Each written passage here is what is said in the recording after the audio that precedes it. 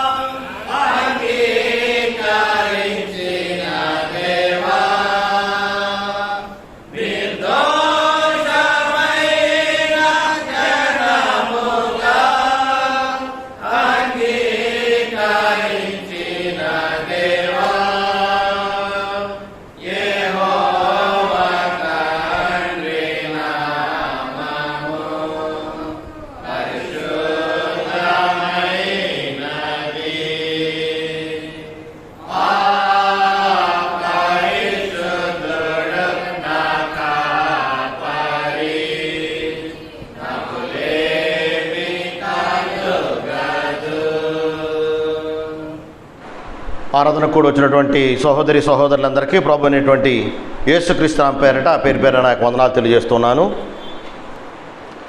అదేవిధంగా కూడొచ్చినటువంటి సహోదరి సహోదరులందరికీ కూడా 75వ స్వతంత్ర దినోత్సవ శుభాకాంక్షలు తెలియజేస్తూ ఉన్నాను. ఈరోజు 75వ స్వతంత్ర దినోత్సవం. బానిసత్వం నుండి, పరాయి పాలన నుండి, అణచివేత నుండి మనకి స్వాతంత్రం లభించినటువంటి రోజు. ఇలాగూ స్వాతంత్రం రావడానికి అనేకుల త్యాగఫలం, అనేకులు ప్రాణార్పణం చేశారు, అనేకులు తమ యొక్క జీవితాల్ని అర్పించారు. అలాగూ మనకి ఈ స్వాతంత్రం అనేటువంటిది భారతదేశానికి లభించింది. ఇది భౌతిక సంబంధమైనటువంటి స్వాతంత్రం. మనం ఆలోచన చేస్తే యేసుక్రీస్తు వారు కూడా మానవులకు స్వాతంత్రాన్ని ఇచ్చారు. ఇది ఆత్మ సంబంధమైనటువంటిది. యేసుక్రీస్తు వారు అనుగ్రహించినటువంటి ఈ స్వాతంత్రం సర్వలోక మానవులందరికీ కూడానండి. ఒక దేశానికో, ఓ ప్రాంతానికో, ఓ ప్రజలకో కాదు. ఈ భూమి మీద ఉన్నటువంటి మానవులందరికీ, సర్వలోక మానవులందరికీ, అన్ని కాలాల్లో ఉన్నటువంటి మానవులందరికీ కూడా యేసుక్రీస్తు వారు స్వాతంత్రాన్ని ఇస్తూ ఉన్నారు. ఇది ఆత్మ సంబంధమైనటువంటి స్వాతంత్రం. ఈ ఆత్మ సంబంధమైనటువంటి స్వాతంత్రం మనకి ఎలా లభించింది? యేసుక్రీస్తు వారి యొక్క త్యాగఫలం, యేసుక్రీస్తు వారి యొక్క ప్రాణత్యాగం, యేసుక్రీస్తు వారి యొక్క రక్తం వలన, యేసుక్రీస్తు వారి యొక్క బలి అర్పణ వలన ఈ యొక్క ఆత్మ సంబంధమైనటువంటి స్వాతంత్రం అనేటువంటిది మనందరికీ లభించిందండి. ఈరోజు యేసుక్రీస్తు వారు మనకు అనుగ్రహించినటువంటి ఈ ఆత్మ సంబంధమైనటువంటి స్వాతంత్రాన్ని గురించి మనం ఆలోచించేద్దాం. ఈ యేసుక్రీస్తు వారు అనుగ్రహించినటువంటి ఈ స్వాతంత్రం భౌతిక సంబంధమైంది కాదు, లోక సంబంధమైంది కాదు, ఈ భూలోక సంబంధమైంది కాదు, ప్రకృతి సంబంధమైనటువంటిది కాదు. యేసుక్రీస్తు వారు అనుగ్రహించినటువంటి ఈ స్వాతంత్రం ఆత్మ సంబంధమైనటువంటి. ఎలాగో మనం ఆలోచించేద్దామండి. యేసుక్రీస్తు వారు మానవులకు అనుగ్రహించినటువంటి స్వాతంత్రానికి సంబంధించి మొట్టమొదటి పాయింట్ మనం ఆలోచించేద్దాం. పాపము నుండి స్వాతంత్రము, ఫ్రీడమ్ ఫ్రమ్ సిన్. పాపము నుండి స్వాతంత్రాన్ని మానవులకు యేసుక్రీస్తు వారు అనుగ్రహించారు. స్వాతంత్రాన్ని గురించి మనం ఆలోచన చేసినట్లయితే, స్వాతంత్రం రాకముందు మానవుడు బానిసగా బ్రతికేవాడు, పరాయి పాలనలో బ్రతికేటువంటి వాడు, అణచివేతకు గురయ్యి బాధపడేటువంటి వాడు. అది స్వాతంత్రాన్ని గురించి ఆలోచన చేస్తే ఎవరైనా సరే ప్రసంగాలు చేసేటప్పుడు ఈ మాటలే చెప్తారండి. ఇప్పుడు యేసుక్రీస్తు వారు మనకు అనుగ్రహించినటువంటి స్వాతంత్రాన్ని గురించి మనం ఆలోచన చేసినట్లయితే, దేవుడు సృష్టి చేశాడు. సృష్టి చేసిన తర్వాత మానవుడు పతనమైపోయాడు. మానవుడు పతనమైపోయి మానవుడు అనేక వేల సంవత్సరాలుగా పాపానికి బానిసయ్యి మానవుడు బ్రతుకుతూ ఉన్నాడు. అందుకనే యేసుక్రీస్తు వారు చెప్పినటువంటి మాట మనం ఆలోచన చేద్దాం. చూడండి, యోహాను సువార్త 8:34. అందుకు యేసు, పాపము చేయు ప్రతివాడును పాపమునకు దాసుడని మీతో నిశ్చయముగా చెప్పుచున్నాను. ఇక్కడ యేసుక్రీస్తు వారు తెలియజేస్తూ ఉన్నారు, పాపము చేసేటువంటి ప్రతివాడు ఎవరండి? పాపానికి దాసుడు. దాసుడు అంటే ఏమిటండి? బానిస. అంటే దాసుడికి స్వేచ్ఛ ఉండదు, దాసుడికి బానిసకి స్వతంత్రత ఉండదు, తన యొక్క సొంత ఆలోచనల ప్రకారం నడుచుకోవడం ఉండదు, తన ఇష్టాలతో పని ఉండదు. యజమానుడు ఎలా చెప్తే అలా ప్రవర్తించవలసిందే, యజమానుడు ఏం చెప్తే చేయవలసిందే, యజమానుడు ఏం చెప్తే నీకు ఇష్టం ఉన్నా లేకపోయినా, నచ్చినా నచ్చకపోయినా ఆ పని చేయవలసిందే. అదండి బానిసత్వం అంటేనండి. ఇవన్నీ కూడా భౌతిక సంబంధమైనటువంటి బానిసత్వానికి సంబంధించినటువంటి విషయాలు.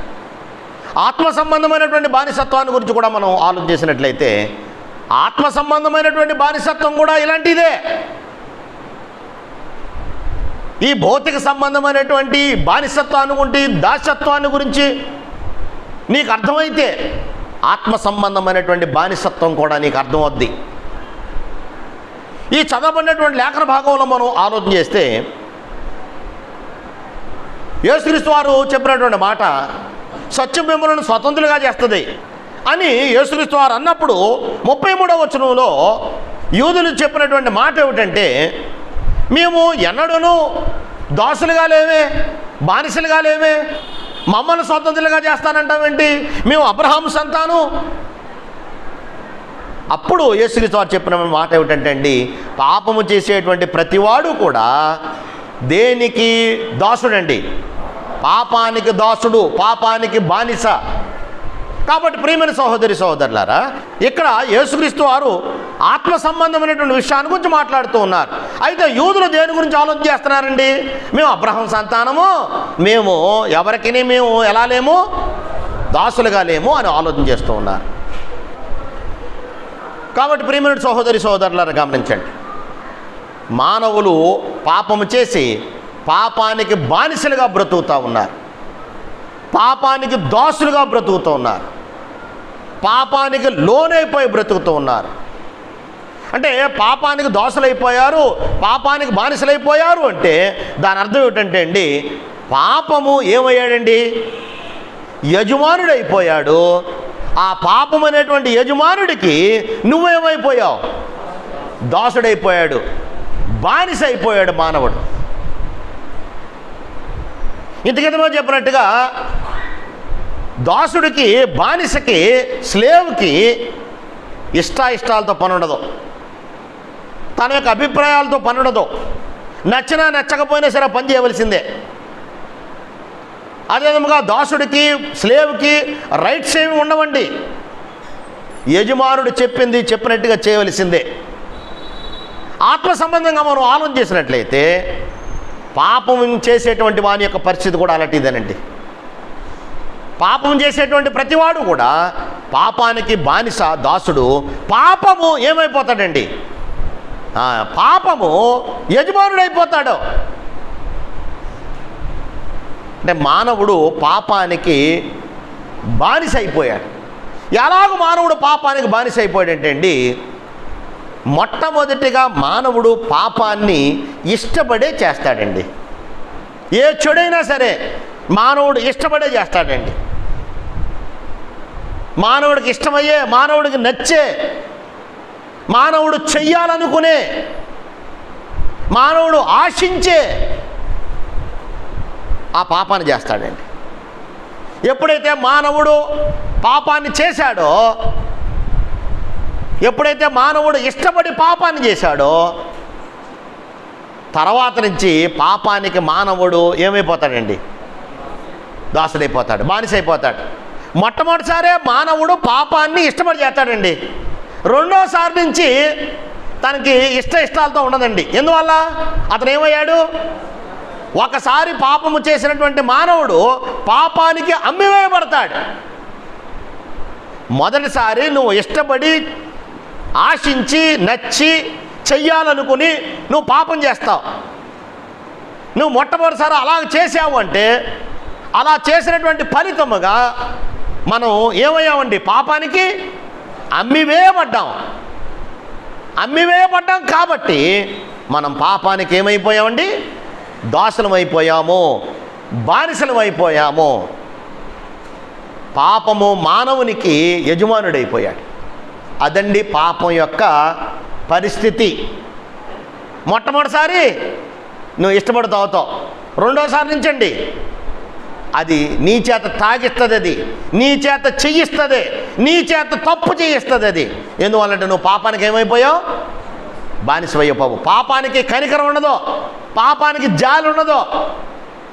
అదండి బానిసత్వం అంటేనండి. పాపము చేసి మానవులందరూ కూడా పాపానికి బానిసలైపోయి బ్రతుకుతున్నారండి.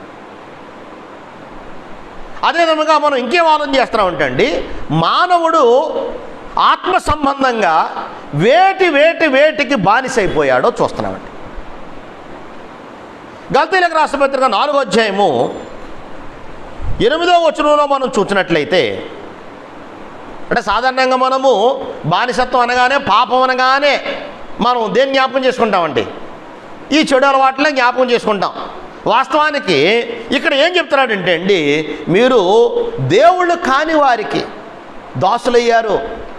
మొట్టమొదటిగా మనం చూసినట్లయితే మానవ పతనములో జరిగింది ఏమిటండి, మానవుడు ఎవరికి దూరం అయ్యాడు, దేవునికి దూరం అయ్యాడు.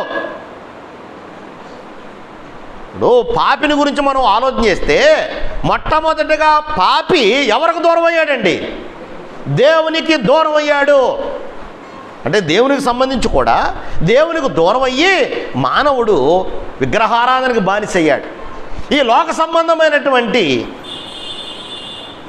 దేవుడు అనబడేటువంటి వారికి మానవుడు దాసుడైపోయాడండి.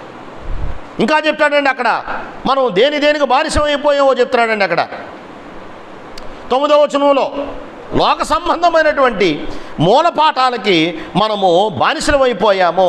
10వ వచనంలో చెప్తున్నాడండి, దినములు, మాసములు, ఉత్సవములు, సంవత్సరములు, వీటికి బానిసలమైపోయి మానవుడు బ్రతుకుతా ఉన్నాడు. తీతుపత్రిక 3వ అధ్యాయము 3వ వచనం చూద్దామండి. ఇంకా మానవుడు వేటికి బానిస అయిపోయి బ్రతుకుతున్నాడో అక్కడ తెలియజేస్తున్నాడు. అంటే మానవులైన మనందరం కూడా చాలా వాటికి బానిసలైపోయి బ్రతుకుతున్నామండి. ప్రస్తుతం మనం కొంతమంది గురించి మనం ఆలోచన చేసినట్లయితే, మనం శుభకార్యం చేసుకుంటున్నాం అనుకోండి, ఇల్లు కట్టుకుంటున్నాం అనుకోండి, వాస్తుకు మానవుడు బానిసై బ్రతుకుతాడండి. ముహూర్తాలకు మానవుడు బానిసై బ్రతుకుతాడండి. జ్యోతిష్కానికి బానిసై బ్రతుకుతున్నాడు. అదేవిధంగా దినములు, మాసములు, సంవత్సరాలకి మానవుడు ఏమైపోయి బ్రతుకుతున్నాడండి? బానిసైపోయి బ్రతుకుతున్నాడండి. ఆత్మ సంబంధమైనటువంటి బానిసత్వం అది. అది తప్పని నమ్మడండి. ఇంకా అందులోనే పడి అందులోనే కొట్టుకుని చచ్చిపోతాడు తప్ప అది తప్పని నమ్మడండి. ఎందువల్లండి సునీల్ గారు? ఆత్మ సంబంధమైనటువంటి బానిసత్వం అది. అదేవిధంగా మనం ఆలోచన చేసినట్లయితే తీతుపత్రిక 3వ అధ్యాయం 3వ వచనంలో చెప్తాడు. అంటే ఇక్కడ ఏం చెప్తున్నాడంటే అండి, అంటే మునుపు ఎలా ప్రవర్తించామో చెప్తున్నాడండి. మునుపు ఎలా ప్రవర్తించామో చెప్తూ అక్కడ ఏమన్నాడంటే అండి, మునుపు నానా విధములైనటువంటి దురాశలకును భోగములకును దాసులమై ఉంటిమి. ప్రస్తుతం మానవులు దేనికి దాసులండి? నానా విధములైనటువంటి దురాశలకు దాసుడు, నానా విధములైనటువంటి భోగములకు మానవుడు ఎవరండి? దాసుడైపోయి మానవులు బ్రతుకుతున్నారు. మానవుడు భోగానికి, లగ్జరీకి, విలాసంగా బ్రతకడానికి మానవుడు ఏమైపోయాడండి? బానిస అయిపోయాడు. ఈ భోగముగా బ్రతకడం, విలాసంగా బ్రతకడమే మానవుడు ఏమనుకుంటున్నాడండి? అదే గొప్ప అనుకుంటున్నాడండి. విలాసవంతమైన బట్టలు వేసుకుంటాడండి. విలాసవంతమైనటువంటి ఆ లైఫ్ స్టైల్ మెయింటైన్ చేస్తూ ఉంటారండి. విలాసవంతమైనటువంటి వస్తువులు, ఖరీదైనటువంటి వస్తువులు. మనిషి విలాసానికి, భోగానికి బానిసైపోయి బ్రతుకుతున్నాడు. విలాసాలకి, భోగాలకి అలవాటైపోయి మానవుడు బజార్లోకి ఏదొస్తే ఆ వస్తువు కొనేస్తూ ఉంటాడండి. ఆ సెల్ ఫోన్ కొనేస్తాడండి, ఆ మోటార్ సైకిల్ కొనేస్తాడండి, ఆ కారు కొనేస్తాడండి, ఆ బట్టలు కొనేస్తారండి, ఆ చీరలు కొనేస్తారండి. ఇలాంటివి ఉన్నాయా? లేవండి. అందుకే చెప్తున్నాడండి ఇక్కడ తీతుపత్రికలో ఏమన్నాడండి, మనం పూర్వం ఇలా బ్రతికాం. ఎలా బ్రతికాం? నానా విధములైన దురాశలకును భోగములకును మనం దాసులమై మనం బ్రతికాం. ఇంకా చాలా విషయాలు చెప్పాడండి అక్కడ. అవివేకులు, అవిధేయులు, మోసపోయిన వారం, నానా విధములైన దురాశలకును భోగములకును దాసులమై ఉన్నాం. దుష్టత్వానికి, అసూయ, వీటి యందు కాలం గడిపాం. అసహ్యులుగా బ్రతికాం. ఒకరినొకరు ద్వేషించుకుంటూ బ్రతికాం. ప్రేమైన సహోదరి సహోదరులారా, మన యొక్క జీవితాన్ని అక్కడ తెలియజేస్తూ ఉన్నాడు. రోమపత్రిక 6వ అధ్యాయం 6వ వచనంలో కూడా చెప్పాడండి, ప్రాచీన స్వభావానికి దాసులుగా బ్రతికేమో అని తెలియజేస్తున్నాడు. ఇలాగూ మనమందరము కూడా అనేకమైనటువంటి విధములైనటువంటి వాటికి బానిసలుగా మనం బ్రతుకుతూ ఉన్నాం. ఆత్మ సంబంధమైనటువంటి బానిసత్వం ఇది. ఇంకా మనం ఆలోచన చేస్తే చాలా విషయాలు మనం ఆలోచన చేయొచ్చండి. ఇంకా మనం ఆలోచన చేస్తే మనం అబద్ధం ఆడకూడదు అంటాం. అబద్ధం ఆడకూడదు అనుకుంటామండి, కానీ ఏం ఆడతామండి? అబద్ధం ఆడతామండి. ఎందుకు ఆడుతున్నావు? ఆడకూడదు అనుకుంటున్నావు కదా, ఎందుకు ఆడుతున్నావు అబద్ధాన్ని? అబద్ధానికి బానిసలు, మోసానికి బానిసలు, అసూయకు బానిసలు, ద్వేషానికి బానిసలు, బూతులాడడానికి బానిసలు, చెడు మాట్లాడడానికి బానిసలు, సినిమాలకు బానిసలు, సీరియళ్ళకు బానిసలు, సెల్ ఫోన్కి బానిసలు. ప్రస్తుతం ఉన్నటువంటి మరో భయంకరమైనటువంటి బానిసత్వం ఏంటంటే అండి, సెల్ ఫోన్కి బానిసలండి. అందరూ మనందరం కూడా అలా తయారైపోయామండి. చాటింగ్కి బానిసలం అయిపోయామండి. ఇప్పుడు సెల్ ఫోన్లో యవనస్తులు అందరూ కూడా ఇది ఆడుతున్నారంటే బెట్టింగ్లు, అది కూడా జోదం, దానికి బానిసలు. అంటే ఇవన్నీ కూడా ఏమిటంటే అండి ఆత్మ సంబంధమైనటువంటి బానిసత్వాన్ని గురించి తెలియజేస్తూ ఉన్నాయి. ఇలాగ మనము ఆత్మ సంబంధంగా వీటన్నిటికీ బానిసలమైపోయి మనం బ్రతుకుతూ ఉన్నాం. మనకు స్వతంత్రత లేకుండా, స్వేచ్ఛ లేకుండా, శాంతి లేకుండా బ్రతుకుతున్నాం. అందుకే చెప్పినటువంటి మాట ఏమిటంటే, పాపం చేసేటువంటి ప్రతివాడు కూడా ఎలా బ్రతుకుతాడో చెప్పాడండి. పాపం చేసేటువంటి ప్రతివాడు ఎలా బ్రతుకుతాడండి? పాపం యొక్క స్వాధీనంలోకి వెళ్ళిపోతాడు. ఇప్పుడు బానిస దాసుడు పాపం యొక్క స్వాధీనంలోకి వెళ్ళిపోతాడు, పాపం యొక్క పరిపాలనలోకి వెళ్ళిపోతాడు, పాపం యొక్క సాతానుడి యొక్క పరిపాలనలోకి వెళ్ళిపోతాడు. అందుకనే యేసుక్రీస్తు వారు చెప్పిన మాట ఏమిటంటేనండి, సాతాను అధికారములో నుండి మనల్ని బయటికి తీసుకొస్తున్నాడు. సాతాను పరిపాలనలో నుండి, అంటే పాపం చేసే ప్రతివాడు ఎవరు పరిపాలనలోకి వెళ్ళిపోయాడు? పరాయి పరిపాలనలోకి వెళ్ళిపోయాడండి. నీ పరిపాలనలో నువ్వు లేవు. నీ జీవితాన్ని నువ్వు పరిపాలన చేసుకునేటువంటి స్థితిలో నువ్వు లేవు. పాపం యొక్క పరిపాలనలోకి వెళ్ళిపోయావు నువ్వు. అంటే పాపానికి బానిసైపోయిన వ్యక్తి సాతాను అధికారంలోకి వెళ్ళిపోతాడు, సాతాను పరిపాలనలోకి వెళ్ళిపోతాడు, అంధకార సంబంధమైన అధికారంలోకి వెళ్ళిపోతాడు, సాతాను యొక్క చెప్పు చేతల్లోకి వెళ్ళిపోతాడు, సాతాను యొక్క స్వాధీనంలోకి వెళ్ళిపోతాడు, సాతాను చేత బంధించబడతాడు, సాతానుడు పీడించేస్తాడండి. పాపానికి బానిసైపోయిన వ్యక్తి ఎలా బ్రతుకుతాడంటేనండి, అశాంతితో బ్రతుకుతాడు. ఏముండదండి, శాంతి ఉండదు, హ్యాపీగా బ్రతకలేడు. పాపానికి బానిసైన వ్యక్తి ఇంకెలా బ్రతుకుతాడండి? దోషారోపణతో బ్రతుకుతాడు. ఆ దోషారోపణే మనిషికి శాంతి లేకుండా చేస్తుందండి. లోపల నుంచి గుచ్చేస్తూ ఉంటుంది, పొడిచేస్తూ ఉంటుంది. నువ్వు చేసినటువంటి పాపం, నువ్వు జీవించేటువంటి జీవితం, నువ్వు బ్రతికేటువంటి బ్రతుకు. ఇంకా మనం ఆలోచన చేసినట్లయితే, మనం అపరాధముల చేతను, పాపముల చేతను ఏమయ్యామండి? చచ్చిన స్థితిలోకి వెళ్ళిపోయాడు. పాపం వల్ల వచ్చే జీతం ఏమిటండి? మరణం. చివరగా మనం ఆలోచన చేస్తే, పాపంలో బ్రతికేటువంటి వాడి యొక్క ఫలితం ఏమిటంటే అండి, దేవుని ఉగ్రత. అతని మీదకి ఏముంటుందండి? దేవుని ఉగ్రత, నిత్య నాశనం. అంటే ఇదండి పాపంలో బ్రతికేటువంటి వాని యొక్క స్థితి. ఇది అర్థమైతే, మనిషికి అర్థమైతే, నాకు ఇలాంటి జీవితం నుంచి, ఇలాంటి బ్రతుకు నుంచి నాకు స్వతంత్రత కావాలి అని ఆలోచన చేస్తాడండి. అలాగూ పౌలు ఆలోచన చేశాడు. రోమీయులకు రాసిన పత్రిక 7వ అధ్యాయం 24వ వచనం, అయ్యో నేనెంత దౌర్భాగ్యుడను, ఇట్టి మరణమునకు లోనగు శరీరము నుండి నన్ను ఎవడు విడిపించును? అయ్యో నేనెంత దౌర్భాగ్యుణ్ణి, ఇలా బ్రతుకుతున్నాను, ఇలా జీవిస్తున్నాను, పాపానికి బానిసైపోయి బ్రతుకుతున్నాను, పాపానికి బానిసైపోయి, పాపానికి లోనైపోయి, పాపం యొక్క ఫలితాన్ని అనుభవిస్తూ దేవుని ఉగ్రతకు గురయ్యేటువంటి స్థితిలో ఉండి నిత్య నాశనానికి నేను వెళ్ళిపోయే స్థితిలో బ్రతుకుతున్నాను. ఈ స్థితిలో ఉండి మనిషి చచ్చిపోయాడు అనుకోండి, చివరికి ఎక్కడికి వెళ్తాడండి?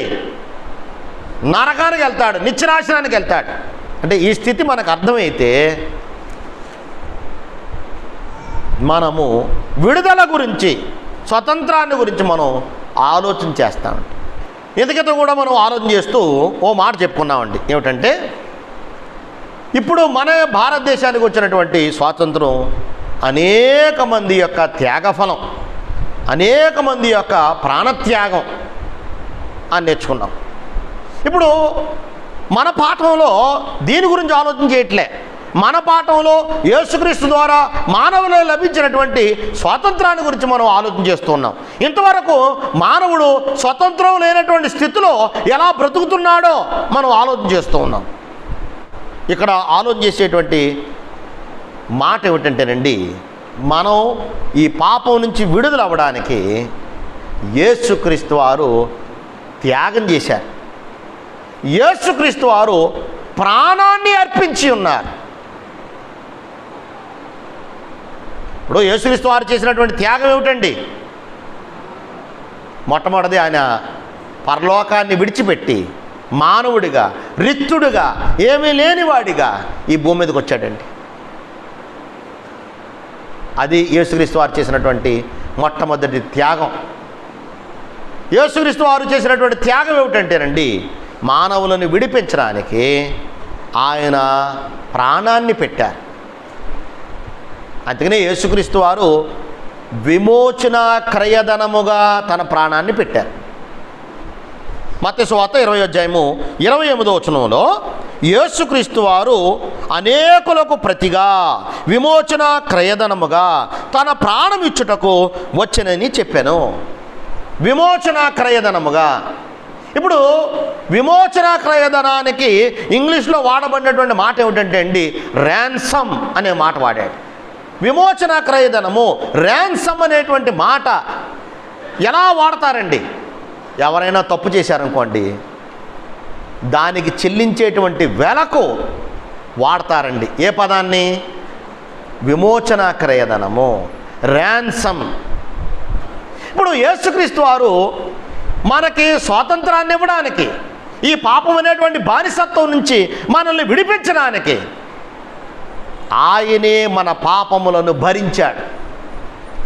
ఆయన శరీరమందు, యేసుక్రీస్తు వారి యొక్క శరీరమందు, ఆయన శరీరమందు మన దోషములకు, మన పాపములకు శిక్ష విధించబడింది.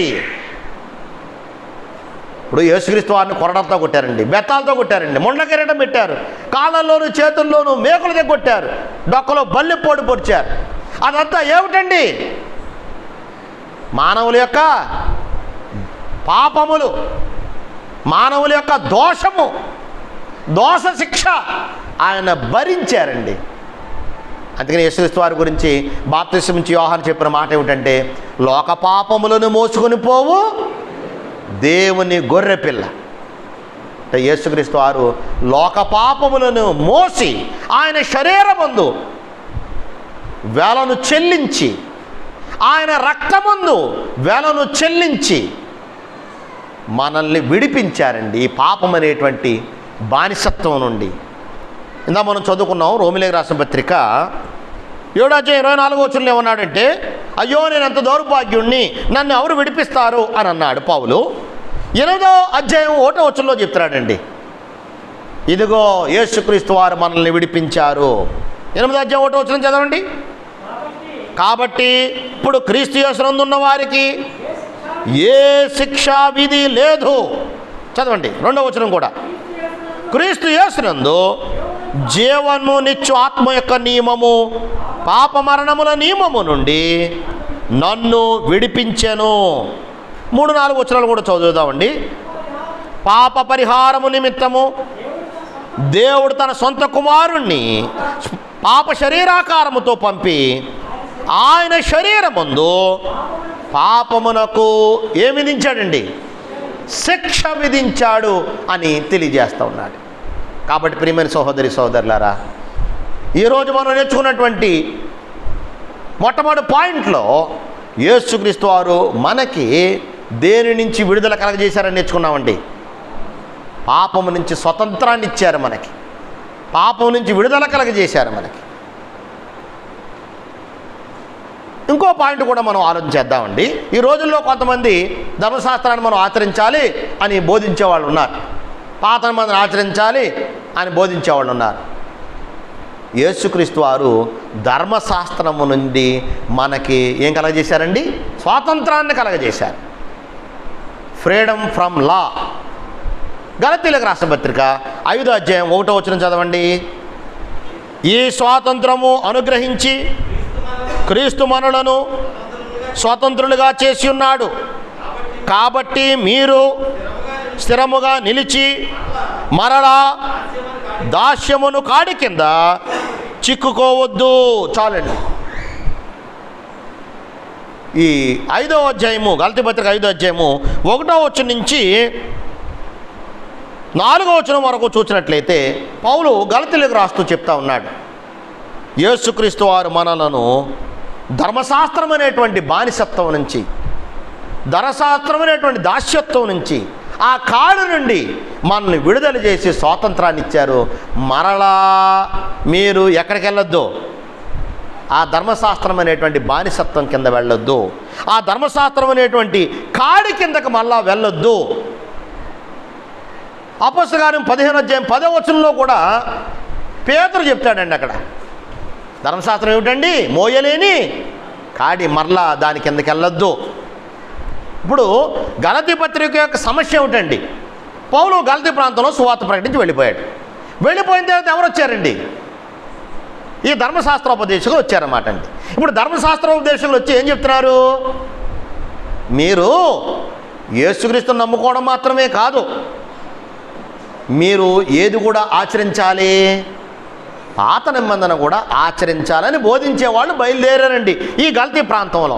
అప్పుడు పౌలు ఈ పత్రిక రాస్తూ చెప్తున్నాడండి, 2వ అధ్యాయం 4వ వచనం, మనలను దాసులుగా చేసుకొనవలనని క్రీస్తు యేసు వల్ల మనకు కలిగిన మన స్వాతంత్రమును వేగుచూచుటకు రహస్యముగా తేబడి దొంగతనముగా ప్రవేశించిన కపట సహోదరుల వల్ల కలిగినది. ఆ వచనం ఏం చెప్తున్నాడంటండి? యేసుక్రీస్తు వారు మనలను ధర్మశాస్త్రము నుండి స్వాతంత్రాన్ని కలగజేశారు. అయితే కొంతమంది కపట సహోదరులు, దొంగ బోధకులు, అబద్ధ బోధకులు, అబద్ధికులు బయలుదేరి మళ్ళా మనల్ని ఎక్కడ తీసుకెళ్ళిపోదాం అనుకుంటున్నారండి? ఆ ధర్మశాస్త్రం అనేటువంటి ఆ దాస్యత్వం కిందకి, ఆ బానిసత్వం కిందకి, ఆ మోయలేని కాడి కిందకి మరలా తీసుకెళ్ళిపోదాం అనుకుంటున్నారు, జాగ్రత్త అని పౌలు ఇక్కడ హెచ్చరిస్తూ ఉన్నాడు. అంటే ధర్మశాస్త్రాన్ని నుంచి కూడా మనం గమనించినట్లయితే యేసుక్రీస్తు వారు మనలను ఎక్కడి నుంచి కూడా స్వాతంత్రాన్ని ఇచ్చారండి? ధర్మశాస్త్రం నుంచి కూడా మనకి స్వాతంత్రాన్ని ఇచ్చారు. ఎందుకంటే ధర్మశాస్త్రం అనేది కూడా ఓ బానిసత్వం అండి. అది పాపం చేసావా, దాని దగ్గర నీకు ధర్మశాస్త్రం కింద పాప క్షమాపణ లేదు. ధర్మశాస్త్రం కింద నువ్వు శిక్షించబడ్డమే, ధర్మశాస్త్రం కింద పాప క్షమాపణ లేదు. అందుకే అన్నాడండి, ధర్మశాస్త్రం నుంచి, ఆ దాస్యం నుంచి యేసుక్రీస్తు వారు మనలను విడుదల చేశారు. చివరి పాయింట్ మనం నేర్చుకుందామండి. ఇప్పుడు మనకి భౌతిక సంబంధంగా మనం ఆలోచిస్తే స్వాతంత్రం వచ్చిందని మన భారతదేశానికి. ఎందుకండి స్వాతంత్రం మనకి? ఎందుకు మనకి స్వాతంత్రం? ఎందుకండి? మనిషి భౌతికంగా ఎదగడానికి, శాంతి సమాధానాలు దేశంలో ఏర్పడి స్వేచ్ఛ స్వాతంత్రాలతో మనిషి బ్రతకడానికండి. అప్పుడు మనిషి ఎదుగుతాడండి, మానసికంగా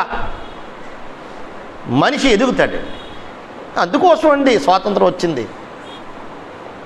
ఇంకో మాట కూడా మనం ఆలోచన చేయొచ్చండి. ఇప్పుడు భారతదేశానికి స్వాతంత్రం వచ్చింది ఎందుకండి? నీతి న్యాయంగా బతకడానికండి, నీతి న్యాయంగా పరిపాలన చేయడానికే. అంతేనండి, వాళ్ళకి స్వాతంత్రం వచ్చింది కానీ అంతకంటే ఇంకా భ్రష్టులుగా తయారవడానిక. అంటే మనకి స్వాతంత్రం అనేది ఎందుకోసం?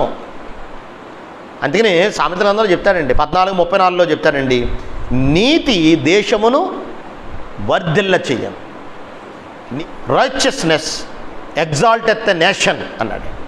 నీతి ఉంటే ఆ దేశం వర్ధిల్లతాది, బాగుపడుతుంది. ఇప్పుడు యేసుక్రీస్తు నందు మనకి స్వాతంత్రం లభించిందండి. ఎందుకోసం? స్వాతంత్రం వచ్చింది కాబట్టి ఏం చేద్దామండి? ఇష్టం వచ్చినట్టు బతుకుదాం, ఇష్టం వచ్చినట్టు తిరుగుదాం, ఇష్టం వచ్చినట్టు జీవిద్దాం. అందుకోసం అండి స్వాతంత్రం. యేసుక్రీస్తు వారి నందు మనకి ఆత్మ సంబంధమైనటువంటి స్వాతంత్రం లభించింది. ఎందుకోసం? ఇష్టం వచ్చినట్టు బతకడానిక, ఇష్టం వచ్చినట్టు జీవించడానిక? ఆలోచించండి ప్రియమైన సహోదరులారా. అంటే భౌతిక సంబంధమైన దాన్ని వదిలేద్దామండి, ఇంకా మనకు సంబంధించింది కాదు అది. అయినప్పటికీ ఒక అవగాహన కోసం చెప్పారు. ఆత్మ సంబంధమైనటువంటి స్వాతంత్రం ఎందుకు? రోమీయులకు రాసిన పత్రిక 6వ అధ్యాయము 15వ వచనం నుంచి 23వ వచనం వరకు యేసుక్రీస్తు నందు మనకు స్వాతంత్రం వచ్చింది. అది ఎందుకో చెప్తున్నాడండి అక్కడ. స్వాతంత్రం వచ్చింది ఎందుకో తెలుసా? మనం ఇష్టం వచ్చినట్టు బ్రతకడానికి కాదు, ఇష్టం వచ్చినట్టు జీవించడానికి కాదు. ధర్మశాస్త్రం కింద ఎవరైనా పాపం చేస్తే, విగ్రహారం చేశాడు అనుకోండి, వ్యభిచారం చేశాడు అనుకోండి, జారత్వం చేశాడు అనుకోండి, అబద్ధం ఆడాడు అనుకోండి, తల్లిదండ్రులు ఎదిరించాడు అనుకోండి, తల్లిదండ్రులు లోపడతలేదనుకోండి, ఏంటండి శిక్ష? రాళ్ళిచ్చి కూడా చంపేస్తామేనండి. ఇప్పుడు స్వతంత్రం వచ్చింది కాబట్టి ఏం చేయొచ్చు అనమాట అండి, విగ్రహారం చేయొచ్చు, విగ్రహాలు కనిపించి తినొచ్చు, తల్లిదండ్రులను ఎదిరించవచ్చు, తల్లిదండ్రులను దూషించవచ్చు, తల్లిదండ్రులను లోపడవని అవసరం లేదు, పొరుగువాడిని దాశించవచ్చు, పొరుగువాడిని దోచుకోవచ్చు, అబద్ధం ఆడవచ్చు, దొంగతనం చేయవచ్చు, మోసం చేయొచ్చు, అసూయాద్వేషాలు ఉండొచ్చు, కలహాలు ఉండొచ్చు, ఎదుటివాడిని తిట్టచ్చు. అంతేనండి స్వాతంత్రం అంటేనండి. ఇప్పుడు యేసుక్రీస్తు వారు ఆత్మ సంబంధమైన స్వాతంత్రాన్ని ఇచ్చారు అంటే దాని అర్థం ఏమిటండి? దేవుడు యేసుక్రీస్తు వారు పాపము నుంచి మనకు స్వతంత్రాన్ని ఇచ్చారు, కానీ పాపము చేయమని కాదండి. మనకు స్వతంత్రం వచ్చింది ఎందుకోసం అంటే భ్రష్టులు అవ్వడానికి కాదు, పాపులు అవ్వడానికి కాదు, అక్రమంగా బ్రతకడానికి కాదు, అన్యాయంగా బ్రతకడానికి కాదు, విచ్చలవిడిగా బ్రతకడానికి కాదు. అందుకే పౌలు అంటున్నాడండి రోమిలకు రాసిన పత్రిక 6వ అధ్యాయము 18వ వచనంలో ఏం చెప్పాడో చూద్దాం. చూడండి, మనం పాపము నుంచి విమోచింపబడి ఇప్పుడు మనం నీతికి దాసులం అయ్యాము అంటున్నాడు. అంటే మనము పాపం నుంచి స్వతంత్రత వచ్చింది, కానీ ఇప్పుడు మనం దేనికి దాసులం? నీతికి దాసుణ్ణి. అంటే ఏమిటండి? ఇంత క్రితం నా యొక్క శరీరాన్ని, నా యొక్క అవయవాల్ని, నా యొక్క నోటిని, నా యొక్క కళ్ళను, నా యొక్క చెవుల్ని, నా యొక్క చేతుల్ని, నా యొక్క కాళ్ళను, నా యొక్క శరీరాన్ని నేను పాపానికి అవయవాలుగా వాడానండి, పాపానికి బానిసలుగా వాడానండి. ఇప్పుడు దేనికి నేను వాడాలి? నీతికి వాడాలండి. 19వ వచనం చూడండి, ఏమనగా అక్రమము చేయుటకై అపవిత్రతకును అక్రమమునకును మీ అవయవములను దాసులుగా ఎలాగో ఒకప్పుడు అప్పగించితిరో అలాగే పరిశుద్ధ కలుగుటకై ఇప్పుడు మీ అవయవములను నీతికి దాసులుగా అప్పగించండి. ఇంత క్రితం పాపానికి దాసులుగా ఈ శరీరాన్ని, దేహాన్ని వాడాం. ఇప్పుడు దేనికి దాసులుగా వాడాలండి?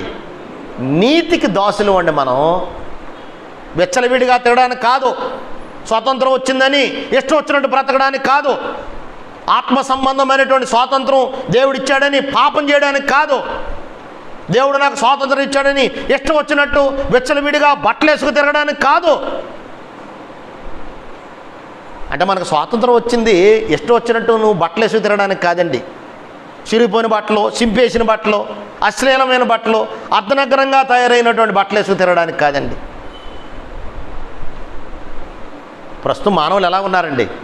అశ్లీలమైన బట్టలు వేసి తిరుగుతున్నారండి. స్వాతంత్రం వచ్చింది అశ్లీలంగా బ్రతకడానికి కాదండి.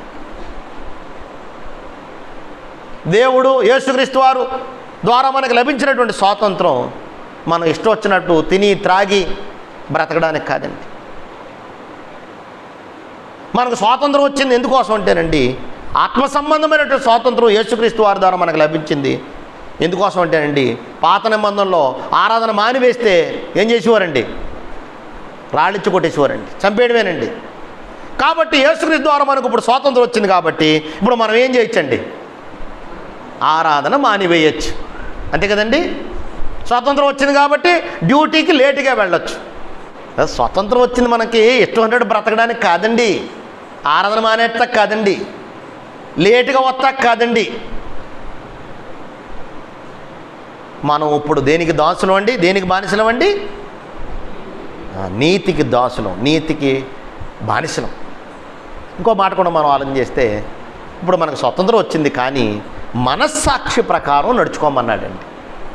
1 కొరింథీ పత్రిక 10వ అధ్యాయము 23 నుంచి 33 వరకు మనం చూసినట్లయితే, స్వతంత్రం వచ్చిందని ఇష్టం వచ్చినట్టు బ్రతకండి. స్వతంత్రత యేసుక్రీస్తు వారు స్వాతంత్రం అనుగ్రహించారని ఇష్టం వచ్చినట్టు బ్రతకొద్దు. మీ మనస్సాక్షి ప్రకారం బ్రతకండి. సహోదరులకు అభ్యంతరం లేకుండా బ్రతకండి. స్వప్రయోజనం కోసం బ్రతకొద్దు, అక్రమముగా బ్రతకొద్దు, ఇష్టం వచ్చినట్టు బ్రతకొద్దు అని తెలియజేస్తున్నాడు. గలతీ పత్రిక 5వ అధ్యాయం 13వ వచనంలో చెప్పాడండి, క్రీస్తునందు మనకు స్వతంత్రం లభించింది కాబట్టి దానిని శారీరక క్రియలు చేయడానికి హేతువు చేసుకోవద్దు అని చెప్పాడండి. సహోదరులారా, మీరు స్వతంత్రులుగా ఉండుటకు పిలువబడ్డారు. అయితే ఓ మాట, ఆ స్వాతంత్రమును శారీరక క్రియలు చేయడానికి హేతువుగా చేసుకోవద్దు. మాకు స్వాతంత్రం వచ్చింది కాబట్టి మేము ఇష్టం పొలుగుతాం, వ్యభిచారం చేస్తాం, జారత్వం చేస్తాం, త్రాగుడు తాగుతాం, సిగరెట్లు తాగుతాం, పానపరాగ చేస్తాం, మా శరీరాన్ని పాడు చేసుకుంటాం, ఎలా పడితే అలా బ్రతుకుతాం, ఎలా పడితే అలా జీవిస్తాం. ఆ శారీరక క్రియలు చేయడానికి ఏం చేసుకోవద్దు అన్నాడండి? హేతువు చేసుకోవద్దు. ప్రేమ కలిగిన వారే ఒకనికొకడు ఎలాగుండండి? దాసులై ఉండండి. ఒకరినొకరు గౌరవించుకోండి, ఒకరినొకరు ప్రేమించుకోండి, ఒకరినొకరు సన్మానించుకోండి.